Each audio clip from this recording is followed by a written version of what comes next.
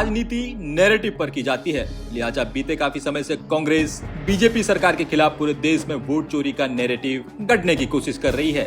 इसी के तहत एक बार फिर कांग्रेस पार्टी ने चुनाव आयोग और केंद्र सरकार को वोट चोरी के मुद्दे पर घेरने का सियासी प्लान बनाया है।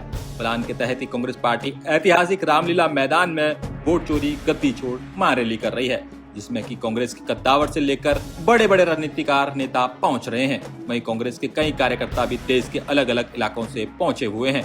बता दें कि रामलीला मैदान में धुंध की चादर के बीच अलग अलग तेवर देखने को मिल रहे हैं। तमाम नेताओं के बयान भी सामने आ रहे हैं। आज ये एक सवाल बन चुका है कि निष्पक्षता और पारदर्शिता संस्थाओं से गायब हो रही है। इलेक्शन कमीशन ने जो रवैया अपनाया है वो बड़ा दुर्भाग्यपूर्ण है और हमें लगता है कि आज लाखों लोग दिल्ली में एकत्रित होकर एक संदेश देंगे कि इस देश में जो चुनाव की प्रक्रिया है, जो निष्पक्षता ईमानदारी से विचारधारा नेता दल से ऊपर उठकर इलेक्शन कमीशन को और कॉन्स्टिट्यूशनल बॉडीज़ को काम करना चाहिए, वो हो नहीं रहा है। हम लोग मांग रहे हैं वोटर लिस्ट, वो दे नहीं रहे हैं। हम लोग कह रहे हैं कि आप जो फुटेज है पोलिंग बूथ के वो क्यों डिलीट करना चाह रहे हैं, और जो विपक्ष पर दबाव बनाया जाता है नोटिस देकर, इलेक्शन कमीशन मुझे लगता है कि सवालों का जवाब दे नहीं पा रहा। दुर्भाग्यवश हम सवाल पूछते हैं इलेक्शन कमीशन से, जवाब देते हैं भाजपा के प्रवक्ता।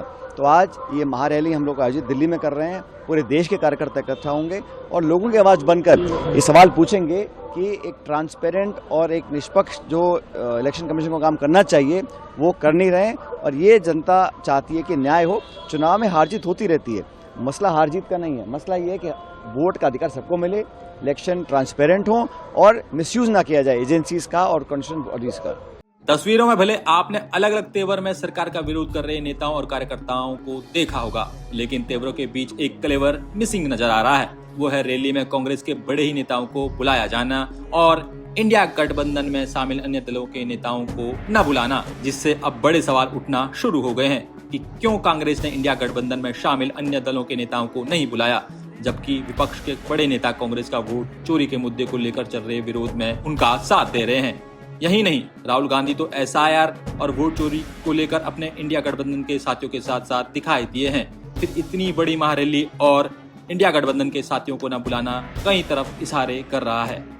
कुछ सियासी पंडितों का मानना है कि कांग्रेस इसे सिर्फ अपने पार्टी का इवेंट बनाना चाहती है, शायद इसलिए साथियों को न बुलाया हो। तो कुछ का कहना है कि कांग्रेस अकेले ही अपना दम दिखाने की कोशिश कर रही है। सूत्रों की माने तो कांग्रेस की महारैली में साथियों को न बुलाए जाने की वजह एक अंदेशा था। वो था टीएमसी और आम आदमी पार्टी को लेकर। माना जा रहा था दोनों अगर नहीं पहुंचेंगे तो इसे इंडिया गठबंधन में टूट की तरह देखा जा सकता है।